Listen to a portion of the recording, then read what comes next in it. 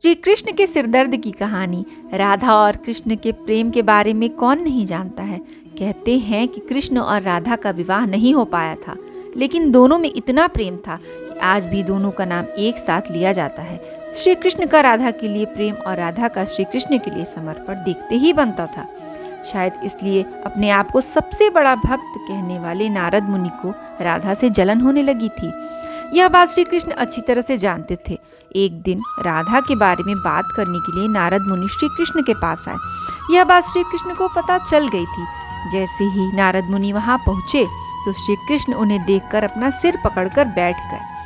नारद मुनि ने श्री कृष्ण से पूछा कि क्या हुआ प्रभु, आप ऐसे अपने सिर को पकड़कर क्यों बैठे हैं।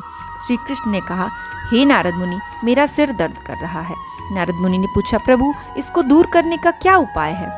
तब श्री कृष्ण ने कहा, अगर मैं अपने सबसे बड़े भक्त का चरणामृत पी लूं तो इसे दूर किया जा सकता है।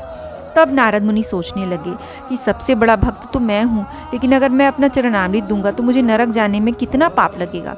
मैं प्रभु को अपना चरणामृत नहीं दे सकता। कुछ देर सोचने के बाद उनके मन में राधा का विचार आया और वे सोचने लगे कि लोग राधा को भी तो श्री कृष्ण का सबसे बड़ा भक्त मानते हैं, इसलिए क्यों ना उनके पास जाकर पूछा जाए। ऐसा सोचकर वह राधा के पास गए और उन्हें सारी बातें बता दी। राधा ने जैसे ही सुना, एक बर्तन में अपने पैर धोकर चरणामृत नारद मुनि को देते हुए कहा, हे मुनिराज, मुझे नहीं पता कि मैं उनकी कितनी बड़ी भक्तिन हूँ, लेकिन मुझे यह पता है कि श्री कृष्ण को अपना चरणामृत देने से मुझे नरक में जाने जितना पाप लगेगा और मुझे नरक जितनी यातना सहन करनी पड़ेगी। मुनिवर, वह सब मैं सहन कर सकती हूँ, लेकिन अपने स्वामी को पीड़ा में नहीं देख सकती। यह चरणामृत ले जाकर आप उन्हें दे दें।